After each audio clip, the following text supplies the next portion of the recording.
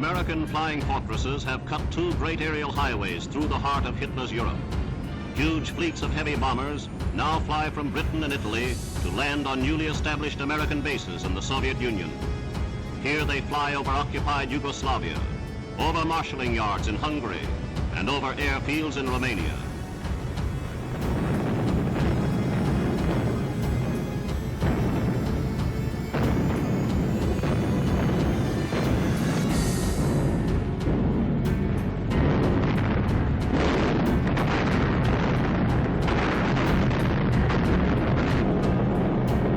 Targets pounded were all chosen by Red Army commanders. Soviet airmen await the American planes as they wing onto Ukrainian fields. The new two-way service eliminates the long-run halt when the missions are completed. The first American arrivals are met enthusiastically by their Russian brothers in arms. United States Ambassador Harriman is present as General Eaker pins the Legion of Merit on General Perminov, in charge of the Russian end of the service.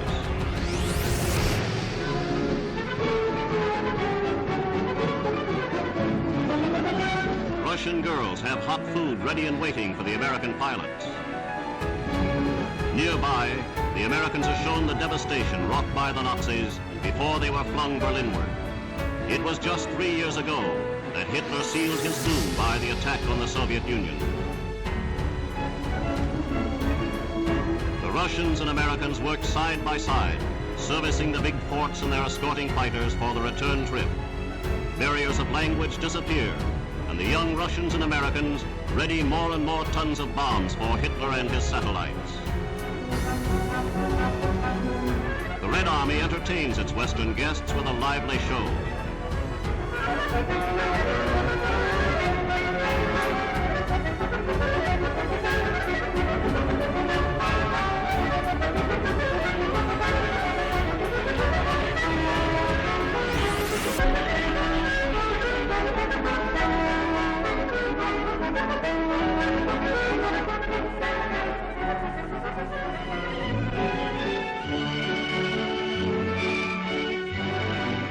A Russian dance band takes the stage, and United Nations unity quickly becomes social as well as military.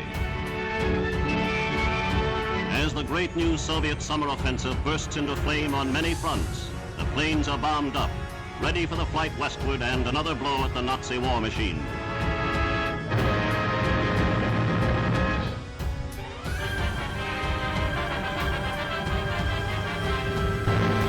Off the Italian coast, the British Navy carries French troops to the historic island of Elba.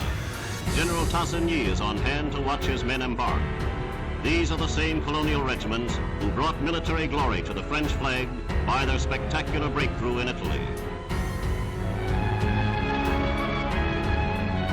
Lying off the coast of Italy, Elba, in German hands, was able to menace Allied sea communications. Its acquisition was an essential part of General Alexander's Italian campaign. German batteries opened fire the moment the French hove into sight, but the resistance was short-lived.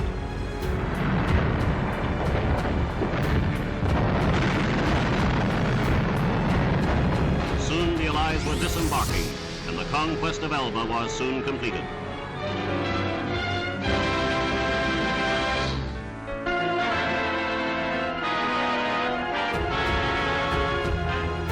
Here are the first censored pictures of Germany's so-called flying bomb. Some have penetrated the defenses of southern England. Many more have been destroyed over the sea.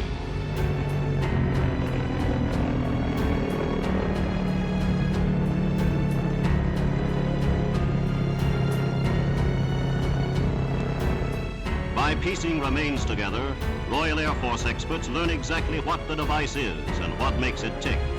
It is not radio controlled, and once launched, its flight cannot be changed. Of steel construction, the flying bomb is driven by jet propulsion. Into the power unit, fuel is injected under pressure from compressed air bottles. The bomb is kept on a set course by an automatic pilot. Immediately behind the streamlined nose is a 1-ton explosive charge.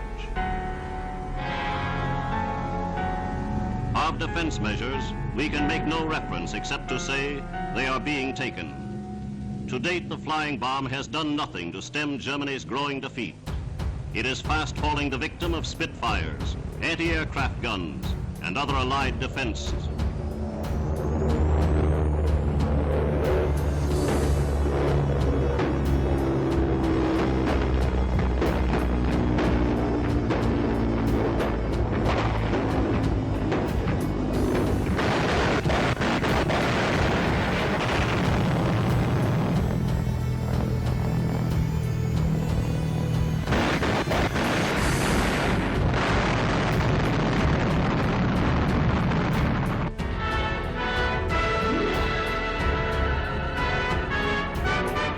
The great American victory at Cherbourg has been officially announced. Coordinated British activity in the southeast made possible the rapid drive into the vital deepwater port by troops of the United States. Crammed into the city were the elements of 3 German divisions. They were ordered to fight to the last man, to hold their positions or be shot by their own officers. But the impetus and firepower of the Allied offensive was too much for the beleaguered defenders. Cherbourg is now a liberated city. Allied machines of war had to be brought ashore on beaches, a situation now remedied by the capture of Cherbourg harbor. The battle-scarred landscape is the price of liberation from Nazi tyranny. A powerful punch is added to the ground strapping by these new rocket-firing Typhoons. Their deadly missiles have proved even more effective than dive bombing. The planes propel their charge at terrific speed. The rocket itself has much greater weight and penetrating power than any shell hitherto fired by fighter planes.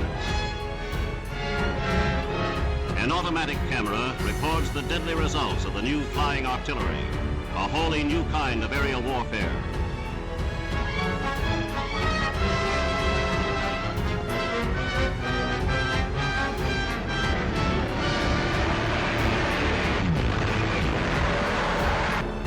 Factories, marshalling yards, and ferries across the River Seine provide excellent targets.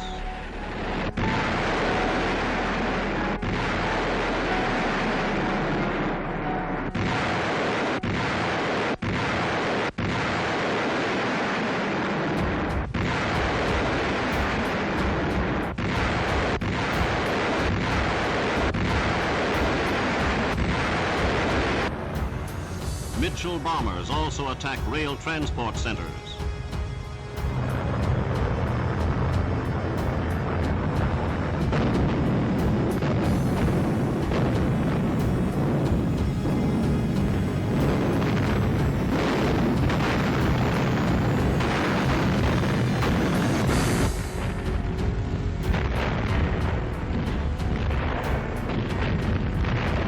The Nazis were left with few facilities to reinforce their Normandy armies. The armed might of America marches on. The forces created since the attack on Pearl Harbor today represent a fighting machine that neither Germany nor Japan can resist. Over the rubble of the battlefield, they drove to their great victory at Cherbourg. They have laid a pattern of conquest no power on earth can destroy. As these pictures were made, 32,000 Nazi prisoners had been taken in the Normandy campaign. This parade of beaten men is but the beginning, the gathering cavalcade of defeat for Nazi Germany.